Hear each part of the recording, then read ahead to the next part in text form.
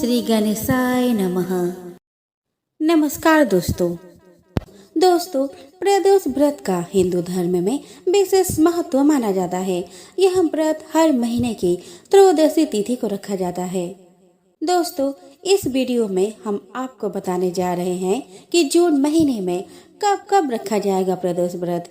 साथ में जानेंगे प्रदोष व्रत का पूजन विधि और जानेंगे इसके कथा के बारे में।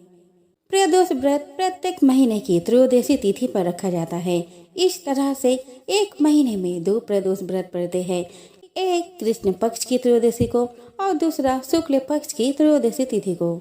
शास्त्रों में भी प्रदोष व्रत का विशेष महत्व बताया गया है। कहते हैं कि जो व्यक्ति त्रयोदशी के दिन व्रत रखकर भगवान शिव की पूजा अर्चना करता है, उसके सारे कष्ट दूर हो जाते हैं। भगवान शिव की पूजा के लिए प्रदोष काल का समय सबसे उत्तम माना गया है। जून महीने में 2 प्रदोष व्रत पड़ेंगे। जून में पहला प्रदोष व्रत 1 जून गुरुवार को था। गुरुवार के दिन पहले वाले प्रदोष व्रत को गुरुवारा प्रदोष व्रत कहते हैं। वही दूसरा प्रदोष व्रत 15 जून को पड़ेगा। यह भी गुरुवारा प्रदोष व्रत ही होगा। गुरुवार प्रदोष व्रत करने से पितरों का आशीर्वाद प्राप्त होती है, जिससे हर काम में सफलता मिलती है। आइए दोस्तों, अब जानते हैं कि प्रदोष व्रत क्यों रखा जाता है। शिव पुराण और अन्य हिंदू धर्म ग्रंथों के अनुसार प्रदोष व्रत रखने से व्यक्ति को अपने सभी पापों से मुक्ति मिल जाती है और मोक्ष की प्राप्ति होती है। इस व्रत में विधि विधान से शिव जी की पूजा करने से धन संबंधी दिक्कतें भी दूर हो जाती है। वैवाहिक जीवन में चल रही परेशानियां भी इस व्रत के प्रभाव से दूर हो जाती है। इस दिन शिव जी के साथ साथ माता पार्वती की पूजा से व्यक्ति काल सर्प दोष से मुक्त हो जाता है। आइए अब जान लेते हैं प्रदोष व्रत की पूजन विधि के बारे में। इस दिन सुबह सूर्योदय से पहले उठकर स्नान कर साफ वस्त्र धारण कर ले। इसके बाद शिव जी की पूजा करे और व्रत का संकल्प ले। फिर शाम के समय फिर से स्नान कर महादेव जी की पूजा करे। शिव जी को शुद्ध जल से फिर पंचामृत से स्नान कराए और उनकी विधि विधान से पूजा करे। फिर प्रदोष व्रत की कथा का पाठ करे और अंत में भगवान शिव की आरती करे। दोस्तों, त्रयोदशी तिथि में सायकाल को प्रदोष काल कहा जाता है। प्रदोष व्रत की मंगलकारी एवं शिव जी की कृपा दिलाने वाली माना गया है। गुरु प्रदोष त्रयोदशी व्रत करने वालों को 100 गाय दान करने का फल प्राप्त होता है और यह सभी प्रकार के कष्ट और पापों को नष्ट करता है।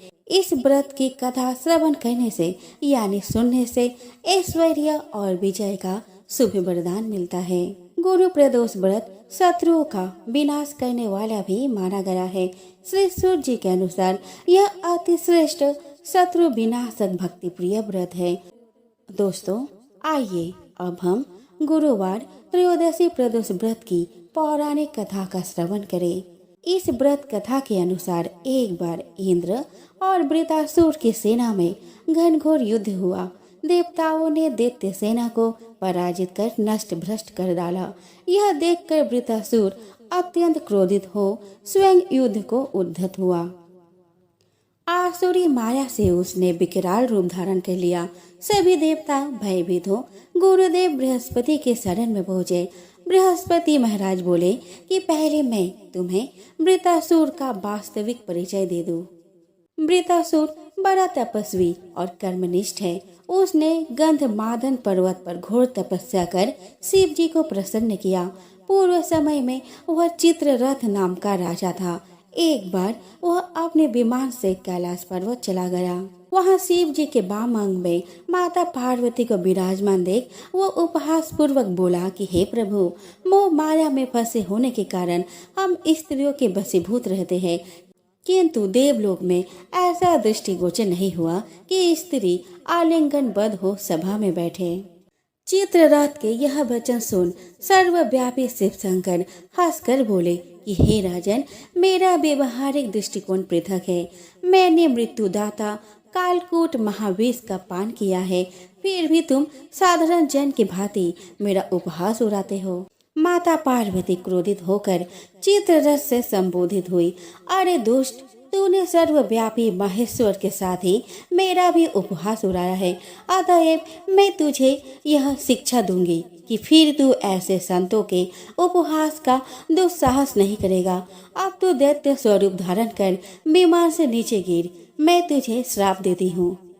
जगदम्बा भवानी के अभिशाप से चित्ररथ राक्षस योनि को प्राप्त हुआ और त्वष्टा नामक ऋषि के श्रेष्ठ तप से उत्पन्न हो वृतासुर बना। गुरुदेव बृहस्पति आगे बोले कि वृतासुर बाल्यकाल से ही शिव भक्त रहा है। अतः हे इंद्र, तुम बृहस्पति प्रदोष व्रत कर शंकर भगवान को प्रसन्न करो। देवराज ने गुरुदेव की आज्ञा का पालन कर बृहस्पति प्रदोष व्रत किया। गुरु प्रदोष व्रत के प्रताप से इंद्र ने शीघ्र ही वृतासुर पर विजय प्राप्त कर ली और देवलोक में शांति छा गई। अतः प्रदोष व्रत हर शिव भक्त को अवश्य करना चाहिए। माटी नाम का एक बड़ा शिव भक्त था। उसने संतान प्राप्ति के लिए 100 साल तक शिव जी का कठोर तप किया था। शिव जी ने उसे संतान का वरदान दिया। समय आने पर उसकी पत्नी गर्भवती हुई। पत्नी का प्रसव 4 साल तक नहीं हुआ तो माटी को बड़ी चिंता हुई। पता चला कि गर्भ का बालक कालमार्ग नामक राक्षस के डर से बाहर ही नहीं निकल रहा है। माटी ने सोचा कि क्यों ना गर्भ में स्थित शिशु को शिव ज्ञान दे दिया जाए। उसने शिशु को शिव ज्ञान देना शुरू किया, जिससे शिशु को बोध हुआ और वह बाहर निकला। माटी ने कालमार्ग से डरने के कारण उसके पुत्र का नाम रखा कालभीति। कालभीति जन्म से ही परम शिव भक्त थे। बड़ा होते ही कालभीति घोर तपस्या में लग गए। बेल के पेड़ के नीचे पैर की अंगूठे पर खड़े हो वह 100 वर्षों तक एक बूंद भी पानी पिए बिना मंत्रों का जप करते रहे। 100 वर्ष पूरे होने पर एक दिन एक आदमी जल से भरा हुआ घड़ा लेकर आया। कालभीति को नमस्कार कर उसने कहा कि जल ग्रहण कीजिए।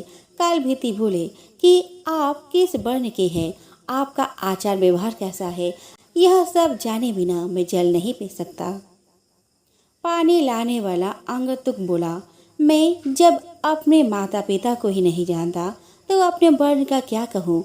आचार विचार और धर्मों से मेरा कोई वास्ता ही नहीं रहा। कालभीति ने कहा कि मेरे गुरु के अनुसार जिसके कुल का ज्ञान न हो उसका अन्न जल ग्रहण करने वाला तत्काल कष्ट में पड़ता है। मैं पानी नहीं पीऊंगा श्रीमान। आगंतुक बोला, तुम्हारी बात पर हंसी आती है। जब सब में भगवान शंकर ही निवास करते हैं तो किसी को बुरा नहीं कहना चाहिए, क्योंकि इससे भगवान शंकर की ही निंदा होती है। यह जल अपवित्र कैसे हुआ?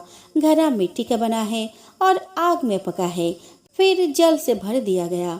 मेरे छूने से अशुद्धि आ गई, तो अगर मैं अशुद्ध होकर इस धरती पर हूँ तो आप यहाँ क्यों रहते हो? आकाश में क्यों नहीं रहते? कालभीति ने कहा कि सभी में शिव ही है। सबको शिव मानने वाला नास्तिक लोग खाना छोड़कर मिट्टी क्यों नहीं खाते, राख और धूल क्यों नहीं फाँकते? मैं यह नहीं कह रहा कि सब में शिव नहीं है। भगवान शिव सब में ही है। मेरी बात ध्यान से सुनिए। सोने के गहने बहुत तरह के बनते हैं, कुछ शुद्ध सोने के तो कुछ मिलावटी। खरे खोटे सभी आभूषणों में सोना तो है ही। इसी प्रकार ऊंच नीच शुद्ध अशुद्ध सब में भगवान सदाशिव विराजमान है। जैसा खोटा सोना खरे के साथ मिलकर एक हो जाता है, इसी तरह इस शरीर को भी व्रत तपस्या और सदाचार आदि के द्वारा शोधित करके शुद्ध बना लेने पर मनुष्य निश्चय ही खरा सोना होकर स्वर्गलोक में जाता है। तो शरीर को खोटी अपवित्र चीजों से बिगाड़ना ठीक नहीं है। जो व्रत उपवास करके शुद्ध हो गया है वह भी यदि इस तरह अशुद्ध होने लगे तो थोड़े ही दिनों में पतित हो जाएगा। इसीलिए आपका दिया पानी तो मैं कभी नहीं पीऊंगा। कालभीति के ऐसा कहने पर आगंतुक हंसने लगा। उसने दाहिने अंगूठे से जमीन कुरेद कर एक बहुत बड़ा गड्ढा तैयार किया। फिर उसी में वह सारा जल ढुलका दिया। गड्ढा भर गया, पानी बचा रह गया। फिर उसने अपने पैर से ही कुरेद कर एक तालाब बना दिया और बचे हुए जल से उस तालाब को भर दिया। यह अद्भुत दृश्य देखकर कालभीति जरा भी नहीं चौंके। आगंतुक बोला कि ब्रह्मदेव, आप है तो मूर्ख, परंतु बातें पंडितों से करते हैं। लगता है आपने विद्वान की बात नहीं सुनी। कुआं दूसरे का, घड़ा दूसरे का और रस्सी दूसरे की है। एक पानी पिलाता है और एक पीता है। सब समान फल के भागी होते हैं। ऐसा ही मेरा भी जल है।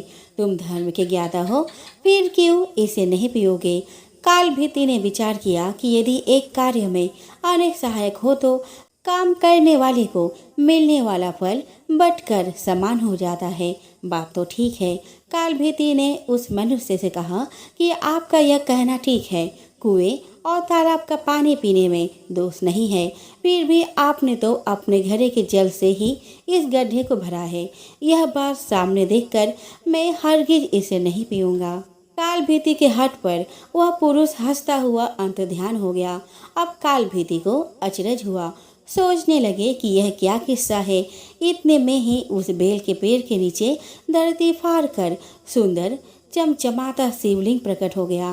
तब काल भीति ने कहा, जो पाप के काल है, जिनके कंठ में काला चिन्ह सुशोभित होता है तथा जो संसार के फलस्वरूप है, उन भगवान महाकाल के मैं शरण लेता हूँ। आप हमें शरण दीजिए। आपको बारंबार नमस्कार है। काल भीति की स्तुति पर महादेव उस लिंग से प्रकट हुए और कहा, ब्राह्मण, तुमने इस महातीर्थ में रहकर मेरी जो आराधना की है उससे मैं संतुष्ट हूँ। अब काल मार्ग से तुम निर्भय रहो। मैं ही मनुष्य रूप में प्रकट हुआ था। मैंने यह गड्ढा और तालाब सब तीर्थों के जल से भरा है। यह परम पवित्र जल तुम्हारे लिए लाया था। तुम मुझसे कोई मनोवांछित वर मांगो। काल भीति ने कहा कि प्रभु, यदि आप मुझ पर प्रसन्न हैं तो सदा यहाँ निवास करें। इस शिवलिंग पर जो भी दान पूजन किया जाए वह अक्षय हो।